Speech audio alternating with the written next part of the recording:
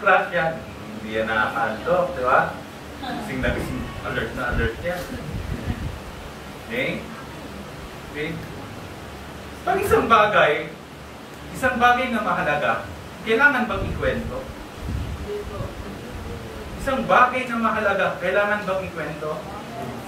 Ikikwento mo ba isang bagay na mahalaga? Ikikwento mo ba? Paano depende?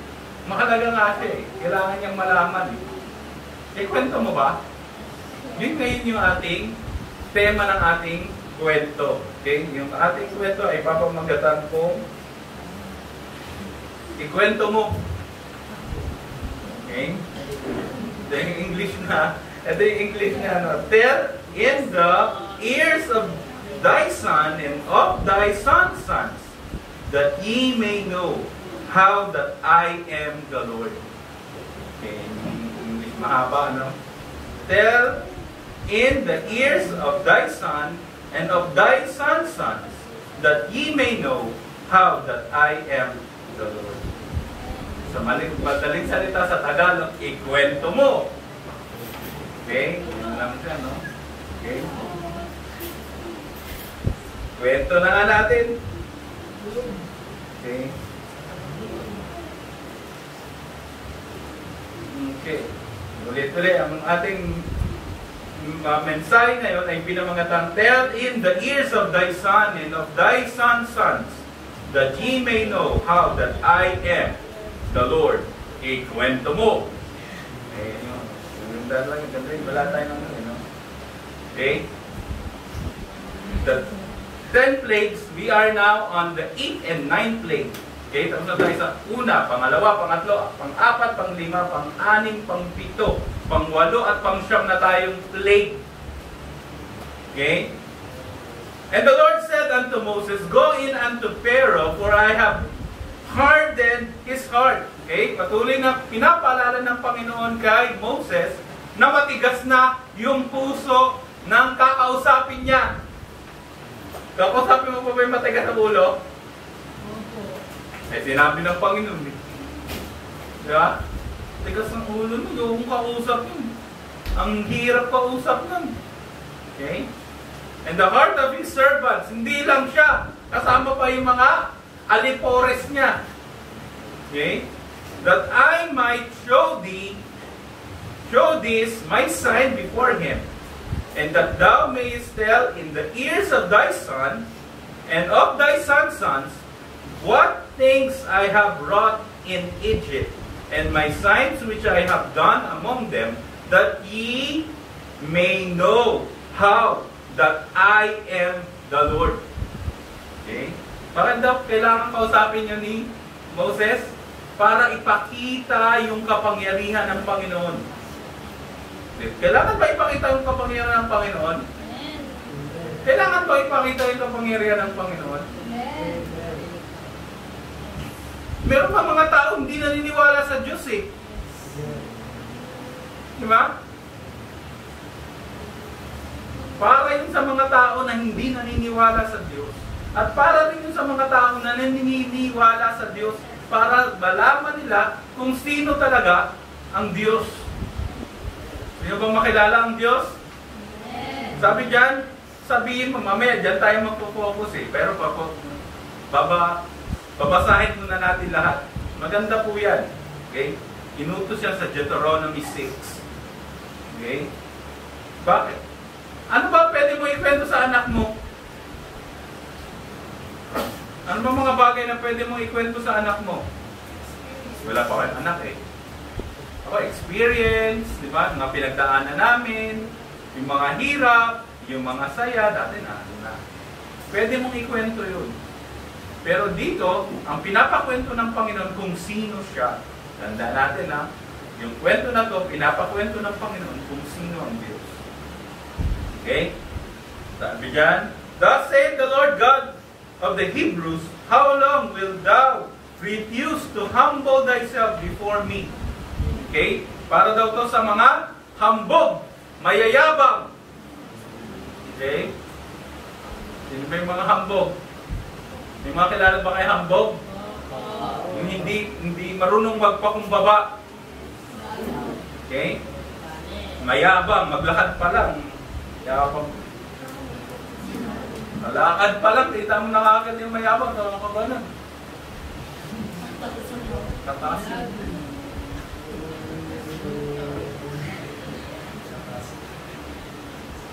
Ano ka po maglakad, Prince? Man, nakayoko nga palagi tignan. Huwag naman masyadong nakayoko. Dapat nakatingin tayo sa tao at nakangiti. Di ba? Yung maganda, hindi yung nakaganon pa. Okay? Yabang mo nun, tayo mo pa lang. Okay? Pero may mga tao gano'n na mayroong mga talaga, baka meron namang deformities of naman yung i-judge ka. Okay? Else, if thou refuse to let my people go, behold, tomorrow will I bring the locusts into thy coast, and they shall cover the face of the earth. Okay? Nakita na kayo ng lugar na hindi mo ma-imagine na na-cover na ng isang mga bagay. Hindi mo na makita siya. Ano ba itong lugar na to? Tumatalon-talon naman yung mga locust pala. Nakakita na yung tipaklong? Nakita na yung tipaklong? Inuhuli nga nila Jared dun sa school nila eh. Yung tipaklong eh. Imagine niyo yung buong land cover ng tipaklong. Pag naghulog ka ng bagay doon, hindi mo na makikita kasi naka-cover na yung lahat ng mga tipaklong. At ang tipaklong, maliit lang yun. Yung locust mas malaki. Yung tipaklong, grasshopper. Yung locust, mas malaking tipaklong. Kaya sa Tagalog, balang. Nakita na kayong balang? Nakita na kayo ng tipaklong. Yung tipaklong, ganyan yun, di ba? Kalaki. Hindi, ganyan. Yung balang malalaki, ganun kalalaki. Pag kumain yun, mas doble doon sa tipaklong. Nakita na kayo paano kumain tipaklong ng ng leaves. Ang bilis, di ba? Ayun ang kain. Kailangan na pag malaking ganun. Anong gagawin nun? Ng malaking tipaklong. Sabi na, and they shall cover the face of the earth, that one cannot be able to see the earth. Hindi mo daw makikita yung lupa. So, sobrang dami nila. And they shall eat the residue of that which is escaped, which remaineth unto you from the hail. Inano sila ng hail, napakatindi nun. Okay, yung natira daw, kinain pa ng mga locust. Walang-wala na sila. Said. Okay?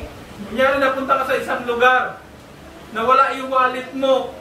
Pagtingin mo sa bulsa mo, mixing kung duling, wala ka. Said ka. Hindi ka ganun mo na mo. Anong gagawin mo? Manghihingi ka na lang. Okay? Sa Makati may mga ganun eh. Sir, taga-ano po ako. Kaso lang wala po yung wallet ko. Pwede po bang makahingi nga kahit 20-20 lang, makauwi lang po.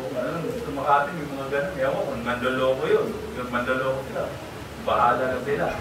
Pero at least tinulungan mo sila kung talagang nasa sila, pangangailangan. Di ba? Said na said ka. Ito, ganito ang nangyari sa mga Egyptian. Okay? Said na sila, wala na. Okay? So yan, they shall eat the residue, and shall eat every tree which groweth for you out of the field. Lahat ng mga puno, imagine nyo, lahat ng puno dito, wala na dahon. Yung green na yan, magiging brown, lahat yan. Imagine nyo yan, di ba lahat yan, pag tumingin ka, puro green. Pag tingin mo ngayon, brown na siya. Wala ka na makitang green. Okay? Said. And they shall fill thy houses. Hindi lang fill, pati yung bahay nyo. And the houses of all thy servants, and the houses of all the Egyptians, which neither thy father nor thy father's father have seen. Hindi ito nakita ng mga tatay mo at mga tatay ng tatay mo. Okay? Grabe. Over. Said na said. Okay? since the day that they were upon the earth unto this day. And he turned himself and went out from Pharaoh. Okay? Yun yung babala niya kay Pharaoh. And Pharaoh's servant said unto him, How long shall this man be snare unto us? Let the men go, and they may serve the Lord their God. Knowest thou not yet that Egypt is destroyed? Sabi ng mga servant ni Pharaoh, hanggang kailan ba tayo gagampalain ang taong to? Hintayin pa ba natin wala na ang Egypt? Maubos na lahat? Meron dyan, no? Pakawalan nyo na sila! Sabi ng mga servant ni Pharaoh kay Pharaoh. Okay, tigas talaga ng ulo nito, no? Kaya pag may kasama kang ganyan, iwan mo na. Sabi na huwag tayo mag-iinom eh. Sabi na huwag tayo lalakwatsa eh. Sabi na huwag tayo ano ba mga ginagawa mga kabataan ngayon? Magkakating eh. Sarap kasi magkating eh. Pag ganyan palagi yung kasama mo, alam mo na gagawin mo, iwan mo na yan. Mapapahama ka dyan. Para tong ito. Pero matigas yung ulo, pasimuno. Okay? Ito, pasimuno ng kakulitan. And Moses and Aaron were brought again unto Pharaoh, and he said unto them, Go, serve the Lord your God. But who are they that shall go? Okay. Sige na. Pagsilbihan niyo yung Diyos nyo. Pero sino yung sasama sa'yo? Okay. Minsan ginaganyan tayo ng mundo, di ba? Gustong kuhanin, binigay mo na yung kanan, gusto pang kuhanin yung kaliwa. Gustong palaging ikaw ang magbibigay. Okay? Mga bading, ganyan, di ba? Gusto nila, tanggapin natin sila. Hindi natin yun ibababa kasi ayaw yun ng Diyos. Okay? Tanggapin nyo kami, tanggapin nyo lang kami. Anong sila? Yun ang inaano nila. Binabalandra nila. No? Yung mga, gagawa sila ng mga laws na ganun. Na dapat tanggapin mo sila. Pag magpapakasal sila, ikaw yung gagawa ng cake. Gawan mo sila ng cake. Gusto nila ganun. Pag hindi mo sila ginawa ng cake, ikukulong ka. Ganun ang gusto nilang batas. Tama ba yun? Pwede ka bang tumanggi? Diba? Pwede ka naman tumanggi. Eh paano pag marami ka ng booking? Or ayaw mo yun kasi ayaw yun ng Diyos. Diba? Yan ang ginagawa na binabaligtad niyan. No? Yung ating pananaw sa tama. At ang tama ginagawa nilang mali. Ang mali ay ginagawa nilang tama. Okay? Sabi dyan, and Moses said, We will go with our young, with our old, with our sons, with our daughters, with our flocks, with our herds. We will go, for we must hold a feast unto the Lord. And he said unto them, Let the Lord be so with you, as I will let you go, and your little ones. Look to it, for evil is before you. Okay? Ano daw yung ni-require ni Moses? Yung ang ni-require niya, hindi siya nag-compromise, nag-kompromiso. Okay? Ano daw yung sasama niya? Lahat. Walang maiiwan. Maliit, matanda. Bata, matanda. Babae, lalaki, mga anak, mga babaeng anak. Mga hayop, lahat. Walang maiiwan. Not so. Go now ye that are men. Ano? Lalaki lang. And serve the Lord, for that ye did desire. And they were driven out from Pharaoh's presence. Okay? Si Moses, hindi siya nakikipag-kompromiso. Yung mga bagay na yan, may mga bagay na pwedeng i-compromise. Pero pagdating sa ganitong bagay, hindi mo to i-kompromiso. Okay? Yung iyong pananampalataya, i-kompromiso mo ba? Hindi, may kisama ako sa mga hindi rin mga mananampalataya. Pwede ko naman maging girlfriend yun at saka boyfriend yun. Kukompromiso mo yung dapat na hindi mo dapat i-compromiso. Tama ba yun? Iko-compromise mo ba yun? Hindi mo yun iko-compromiso. Parang si Moses, hindi niya kinompromise. Okay? And the Lord said unto Moses, stretch out thine hand over the land of Egypt, for the locusts, that they may come up upon the land of Egypt, and eat every herb of the land, even all that the hail hath left. And Moses stretched forth his rod over the land of Egypt, and the Lord brought an east wind upon the land that all that day and all that night. And when it was morning, the east wind brought the locusts. Ito na. Warning muna ang binibigay ng Panginoon. Bago niya gagawin yung isang bagay. Hindi yan basta-basta ginagawa. Yan ang masarap sa Panginoon. Yan ang mabuti sa Panginoon. Binibigyan ka muna ng warning. Okay? Itigas ulo mo. Yan na. Ito na yung warning. Tinupad ng Panginoon. Okay? And the locusts went up over all the land of Egypt and rested in all the coast of Egypt. Every grievous were they. Before them there were no such locusts as they, neither after them shall be such. Ito na yung todo na. Sabi ito, parang ito na yung patot panabla ng mga locusts.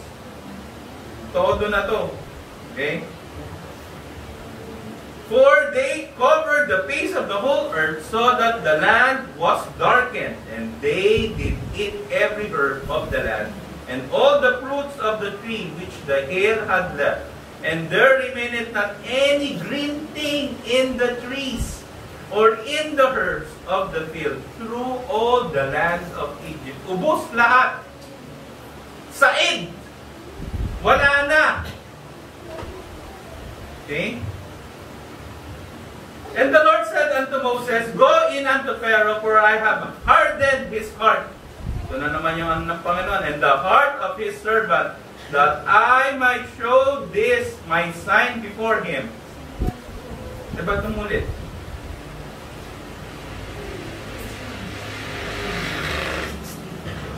Wala yung 16.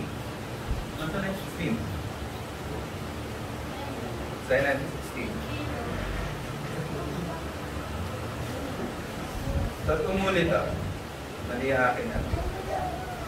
16 na tayo, di ba?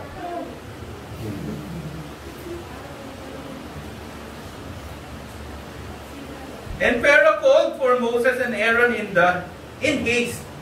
And he said, I have sinned against the Lord your God and against you. Okay, ito. Ito na naman si Pharaoh. Balat kayo na naman siya, di ba? Okay. Pinatawag ka agad sila Moses. Tapos sinabi niya, I sinned against. So, may mga ganyan tao, di ba? Nagsisisi kunyari. Di ba? O nagsisisi. Sabihin natin nagsisisi, pero eventually hindi naman tunay yung kanilang pagsisisi. No? Galing lang sa ilong. Sorry. Galing sa ilong. Sorry, galing sa ilong. Hindi talaga tunay sa puso. Okay? Now therefore forgive, I pray thee, my sin only this once, and entreat the Lord your God, that he may take away from me this debt only. And he went out from Pharaoh and entreated the Lord, and the Lord turned a mighty strong west wind, which took away the locusts, and cast them into the Red Sea. There remaineth not one locust in all the coast of Egypt. Okay? Galing ng Panginoon. Ang Panginoon, pagka nanalangin ka sa Kanya, kalooban niya, di ba? Gagawin niya eh. Kahit locust pa yan, kahit nasaid-said ka na, ubos-ubos ka na. Okay? Ang Panginoon na magpo-provide. Dahil sa mga locust na yan. Ano ba yung mga locust ng buhay natin? Ano ba yung mga locust ng buhay nyo, mga kabataan? Yung nag-uubos sa inyo. Ano? Social media. Locust yan ang buhay natin. Pagka yan ay diyan kayo na humaling, chat, TikTok, FB, Instagram. Ano ba? X. Ano ba? YouTube. Ano ba? ML. Roblox. Ano ba? Mga ano? Dami. May ba? Honor of King. Bago yun. Netflix. Monstream.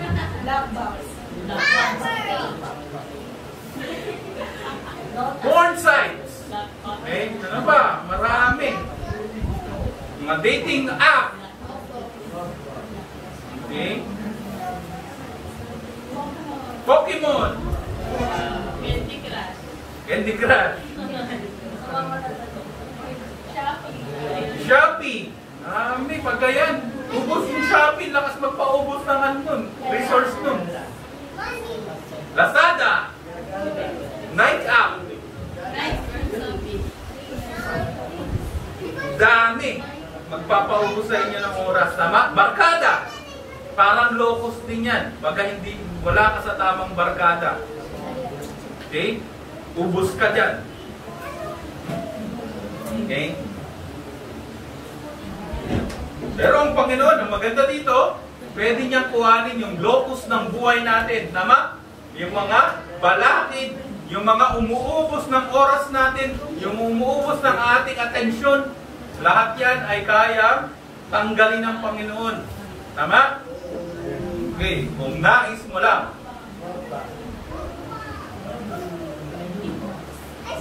But the Lord hardened Pharaoh's heart so that he would not let the children of Israel will tigas ng ulo mo. Okay? Meron bang taong gano'n matigas sa ulo? May kilala ba kayong gano'n? Saan? Pag-pray nyo. Bigyan ng locus ng Panginoon. Okay? Para tumino. Okay? And the Lord said unto Moses, stretch out thine hand towards heaven, that there may be darkness over the land of Egypt. Kadiliman. Sino takot sa dilim? Bakit?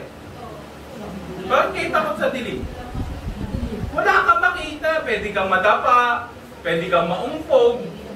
Lahat pwede mangyari sa'yo. Pwede kang madisgrasya. Okay?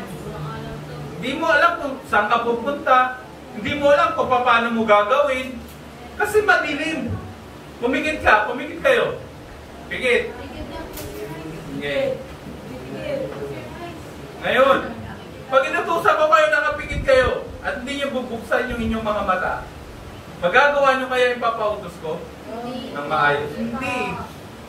Hindi mo yun magagawa. Okay? Ganyan, madilim. Madilim ang iyong paligid, yung mukha ng katabi mo, hindi mo makita. Ginaganon ka pala. Hindi mo alam eh. Di ba?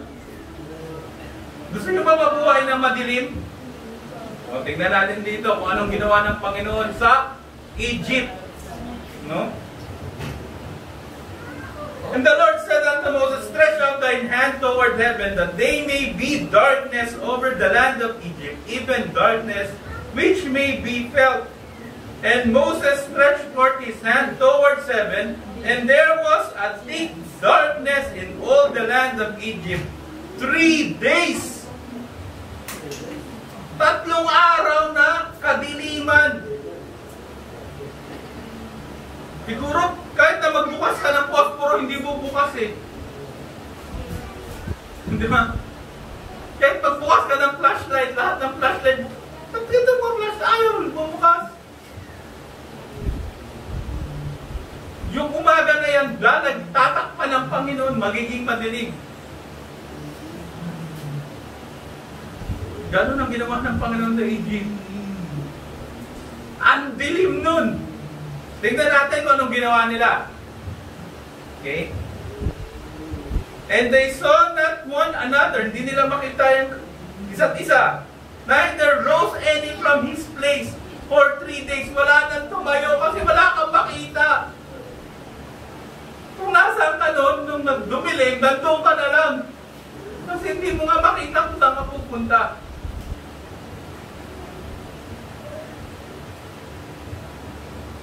rose any from his place for 3 days, but all the children of Israel had light in their dwellings. Nangyari na sa amin yun, bakit dun sa ating, brown out, ba't dun sa kabilang kanto, meron na kagad ilaw. Maingit na ingit ka dun sa may ilaw. Di ba? Ganon dito, mga Egyptian, ang dilim sa kanila, pagdating dun sa Israelites, maliwanag. Okay? And Pharaoh called unto Moses and said, Go ye serve the Lord, only let your flocks and your herds be stayed. O sige na, lahat kayo, pumunta na doon, pero yung mga ari-arian nyo, yung mga cattle nyo, yung mga flocks nyo, iwan nyo dito. Okay? Let your little ones also go with you. And Moses said, Thou must give us also sacrifice and burnt offerings, that we may sacrifice unto the Lord our God. Our cattle also shall go with us. There shall not an hoof be left behind. For thereof must we take to serve the Lord our God. And we know not with what we must serve the Lord until we come thither. Okay? Sabi nun, si Moses, pinanghawakan niya yung kalooban ng Panginoon. Yun sabi ng Panginoon, lahat sila, pati yung mga cattle nyo, kasama niyo yan, walang maiiwan. Okay? Madalas sa atin may naiiwan. Kasi tulog sa pansitan. Okay? Meron dapat din natin iiwan, di ba? Magsasabihan na lang natin. Pero minsan talaga, kailangan iwan. Pagtulog pa rin, pa rin yung ano. Okay?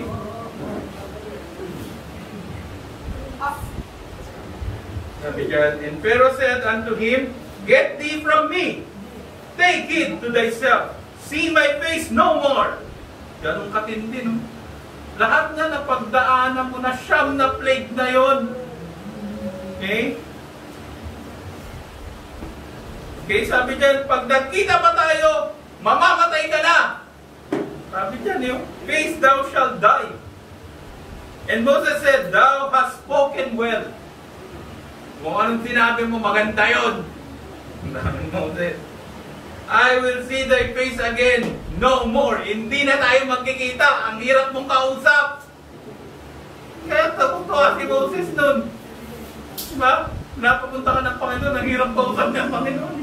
Kahit anong gusto natin gawin, ayaw niyan. Okay? Okay? I will see thy face again no more. Ayoko na rin makita yung pagmumukha mo. Sabi ni Moses.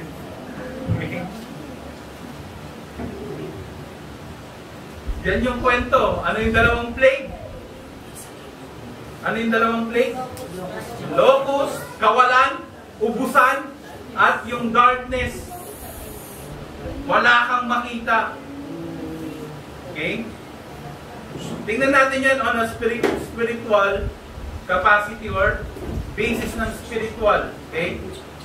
Sabi dyan sa Psalm 78:41 verse 41 to 49. Basahin natin. Psalm 78:41 to 49. Ito naman ay sa locust. Tingnan natin ano yung kawalan. Gusto niyo ba yung ganon? Mawalan? Ubos-ubos?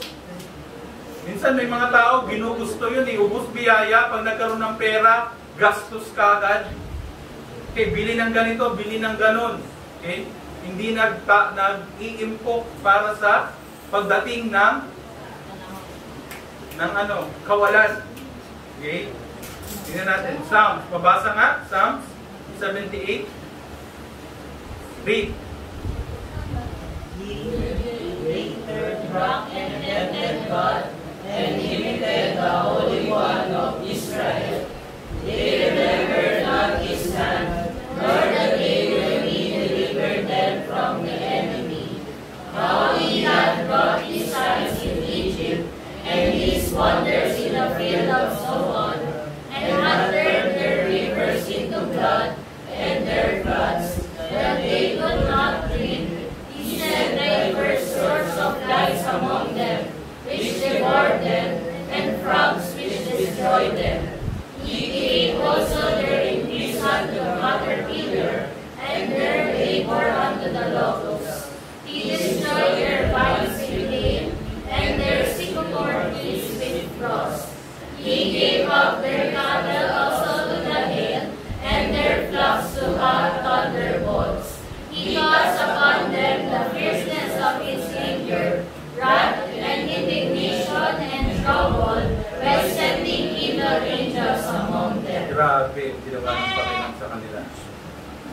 Okay? Saan nyo? Dumping. Gusto nyo bang gawin sa inyo ng Panginoon yun? Gusto nyo bang gawin sa inyo ng Panginoon yun? 9 na plague, tigas pa rin ang puso mo. Okay? Siguro pala sa una pa lang, blood to water, hirap na nun. Di ba? Huwag na tayong pumunta pa dun sa pinakalas, yung 10th plague.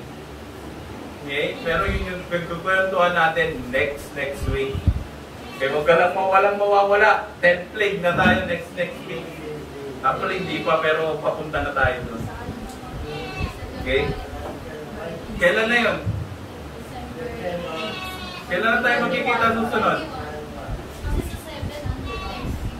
Thanksgiving na. December 21 na tayo magkikita pala nun. So, ayan na, December 20, wala na kayong mga pasok. Okay? Tingnan natin sa Joel 1:4. Joel 1:4.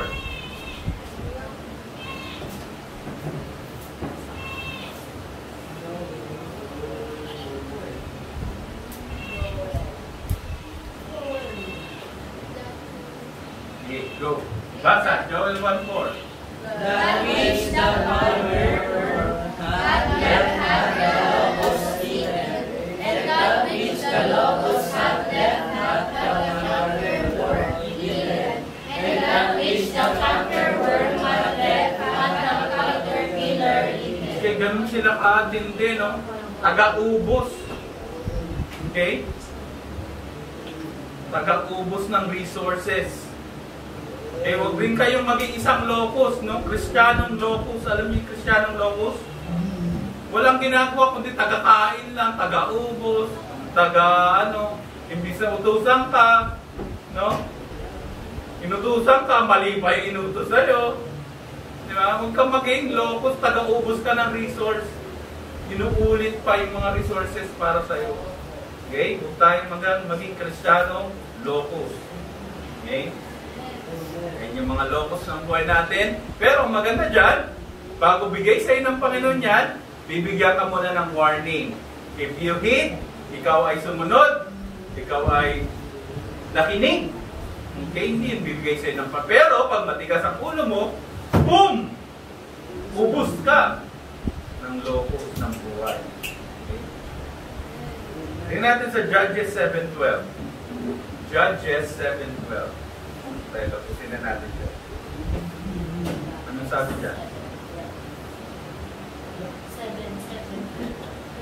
Judges 7:12. Basa. And the Midianites and the Amalekites and all the children of the east laying along in the valley like grasshoppers or multitude, and their camels were without number, as the sand by the seaside for multitude. Yung mga kaaway natin, locus din yun. Okay? Yung mga kaaway natin sa buhay, locus yan. Okay? Yung iba, nagaan yung kakampi mo pero kalaban mo yun. Alam niyo yun? Sheep's clothing. Okay? Identify natin yung mga kaaway natin sa buhay. Yan, mga bisyo, alak, sigarilyo, vape, ano pang mga bisyo? Drugs, ano pa mga bisyo? Sugal. Okay? Nahilig kayo magsugal. Ang mga sugal ngayon, ano na? Digital na. No? Konting ano mo lang sa internet, makakapagsugal ka na, bibigyan ka muna ng puhunan. Bibigyan ka muna ng pera para makapagsugal ka. Pag umaling ka na sa sugal na papanalunin ka muna sa umpisa, binggo ka sa umpisa, pagkatapos nun, uubusin yung resource mo.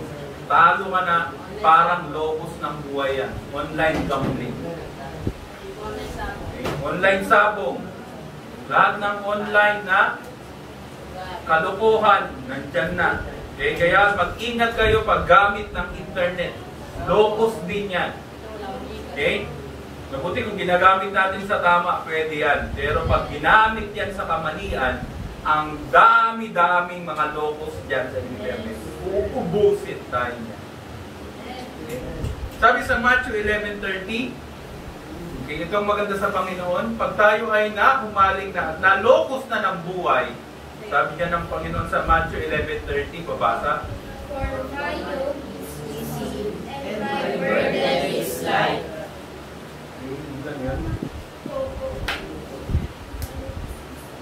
Sabi niya sa 29, sige. Say, 28. Come unto me, all ye that labor and are heavy laden, and I will give you rest. Take my yoke upon you, and learn of me, for I am meek and lowly in heart, and ye shall find rest unto your souls. For my yoke is easy, and my burden is light. Gandang gawanan din ng kanta yan. May kantang ganyan kaso lang ni King James. Okay? But yan, come unto me, all ye that labor are heavy and are heavy laden, and I will give you rest.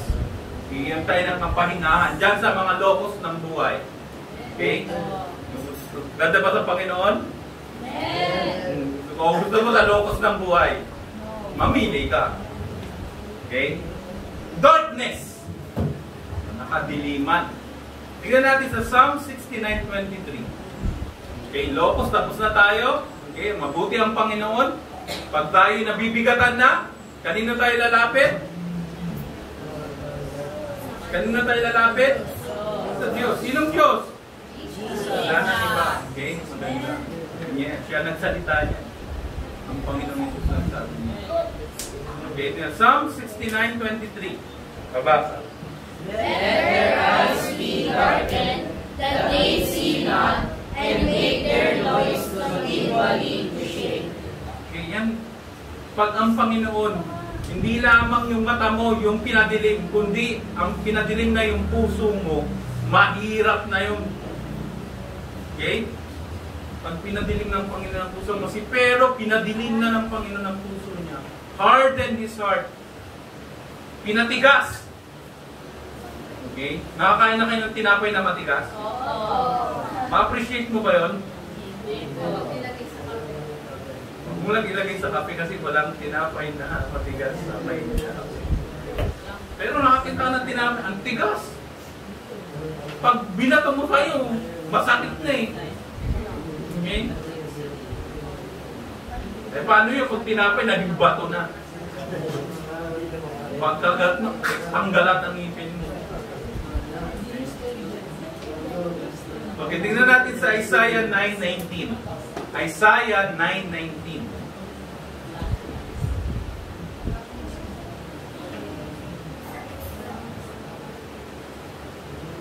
Isaiah 9:19. Basa. The wrath of the Lord of hosts is the land darkened, and the people shall be as the fuel of the fire.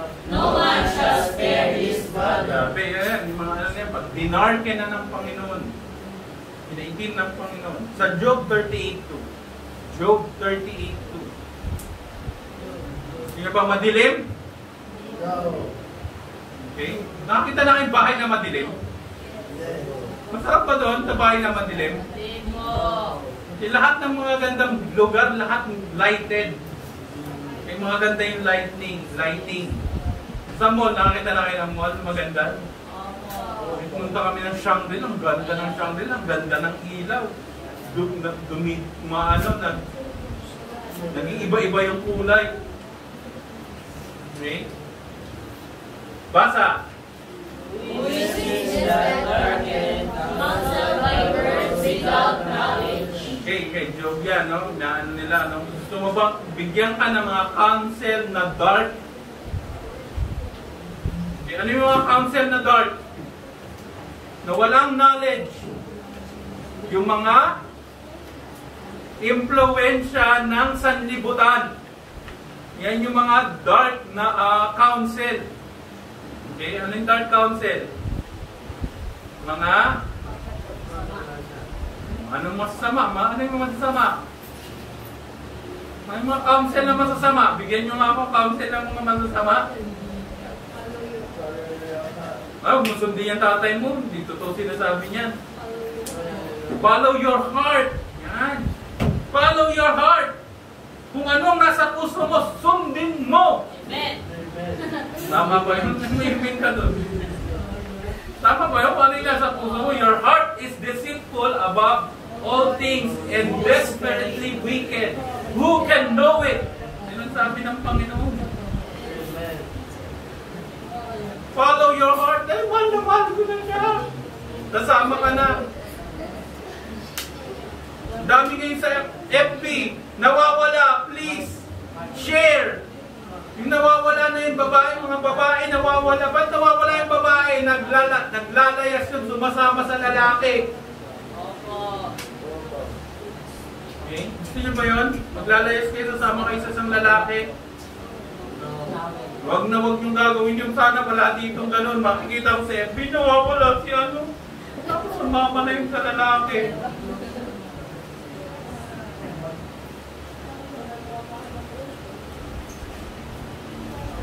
Okay?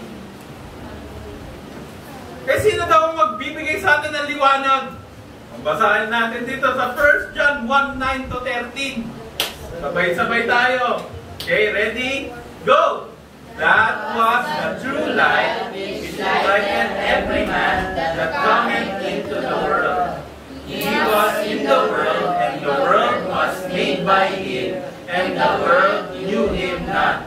He came unto his own, and his own received him not. But as many as received him, gave he power to become the sons of God, even to them that believe on his name. Sa ulo namin yun kasi memory verse namin yun. Okay? That was the true light that lighted every man that cometh into the world.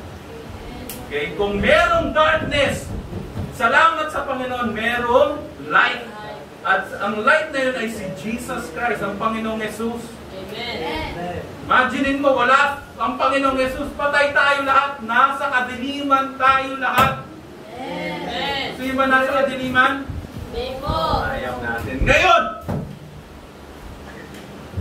Sakit. Ikikwento natin yun.